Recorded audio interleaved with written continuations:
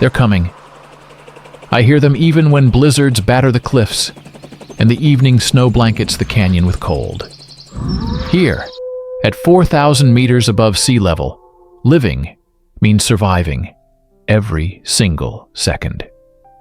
I am Raven, a snow leopard, long accustomed to reading the wind's scents, the crackling of ice, and the unease in bird calls.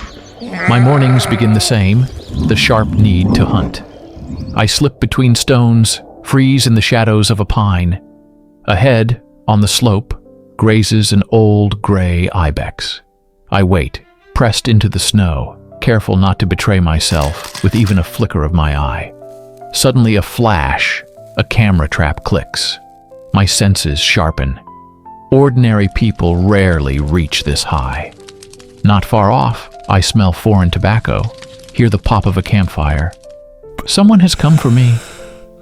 In recent weeks, something's been off. Reflective camera lenses on distant cliffs. Voices with unfamiliar accents. Keep your distance. Don't scare him. At night, a shot echoes across the mountains. A pack of wolves flees toward the river. I hide in a crevice, waiting for the dark. The wind brings the scent of fuel and cheap gasoline. More and more humans are swarming these peaks. Yesterday, they tried to catch me with a net, stretched old fishing fabric along the canyon, and lured me with meat. I sensed the trap, circling around and leaving only faint prints on the ice. The second attempt was at night. A local hunter and two foreigners. They whispered, dividing their money, rushed to my tracks. I darted over the rocks, threw up a cloud of snow, and vanished over the edge. Their shouts echoed for ages in the valley below. But they don't give up. New snares, different routes, turning up near the stream where they wait for hours. The third night was the hardest. I was hungry, buried up to my chest in fresh snow. My belly clenched with hunger, forcing me down toward the valley, closer to humans. Here I smell cats and dogs. Beyond the house, children's voices spill into the air. I remain cautious, watching. Suddenly a snap from the tree overhead. A net. It hits my leg. I twist with all my strength, tearing at the edge and feel the sting of pain. A voice buzzes on a radio. "He's got him! Hold tight!" Three rush at me. One grips my neck, a sharp pinch, a tranquilizer dart in the muscle. My world starts to drift, sounds fading into the snow. I catch a glimpse.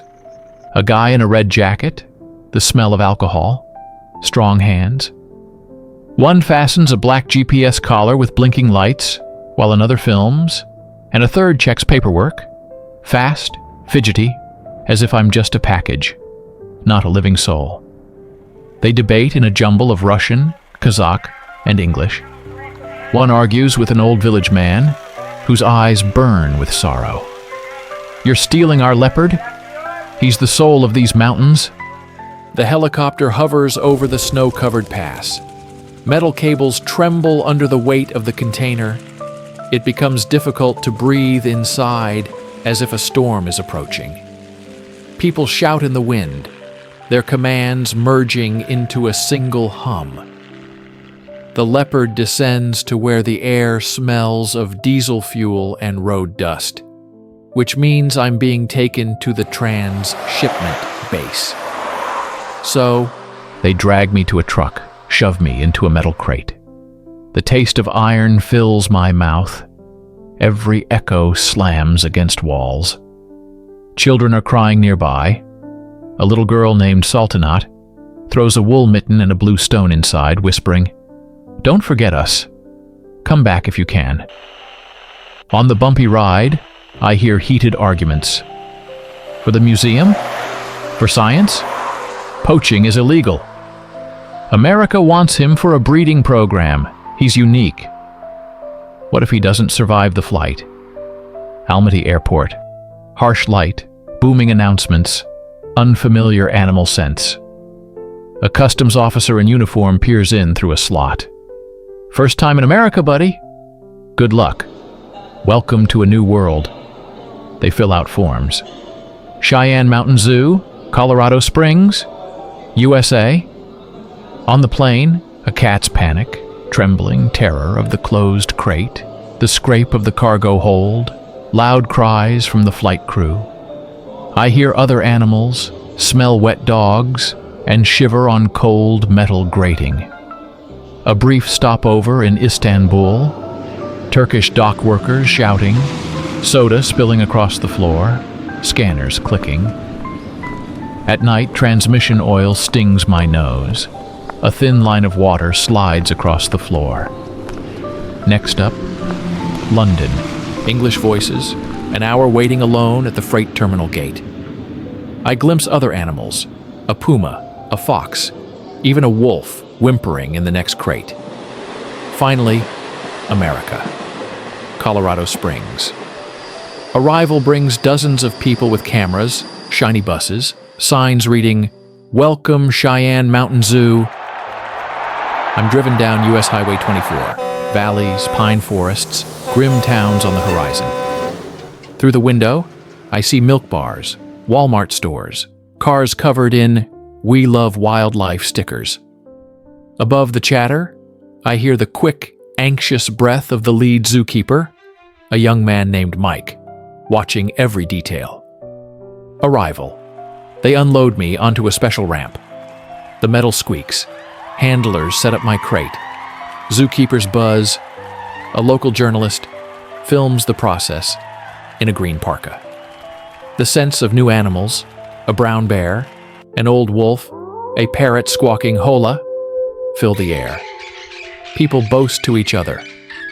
A snow leopard, our pride now. There are only a handful left in the world. I see glass walls, concrete floors, plastic bowls. They pour kibble into an automatic feeder. The water sprayer hisses so loud, my fur bristles. Children scream somewhere in the corner. A tame dog barks. Staff lead groups through the corridors. I crouch by the wall, my tail trembling. The normal reaction of a predator in a brand new world. Fear, unease, sniffing the scent of foreign claws and chicken-flavored feed. Night falls. The lights go out. Only the moon's shine glimmers on the glass. I glare at my reflection. Tired eyes, matted fur, a heart beating with a single hope. Survive. Do not surrender. Suddenly, at the far end of the enclosure, something moves in the shadows. I freeze, drawing in a mass of scents. Another leopard. Wild feline. A silhouette emerges. Two green eyes watch me from the darkness. I hold my breath, my heart pounding. Friend or foe? The world stops. For the first time, I sense that here, in this foreign place, a new life and an unknown journey may begin. Somewhere in the building, an automatic alarm rings. Mike's voice crackles on the radio. "It's okay. He'll get used to it. For now, don't startle him." I hear the keeper's voice, footsteps echoing outside the glass. Fresh water again, darkness behind the window. In the distance, the lights of night cities twinkle. Mountains are rumbling, a truck hums somewhere far away. Beyond the glass, a brand new world, full of trials, fears, and hope. I am a captive, but maybe here, in the heart of America, the legend of the snow leopard is only beginning. Everything is just starting. But will I ever take a breath of freedom again? To be continued.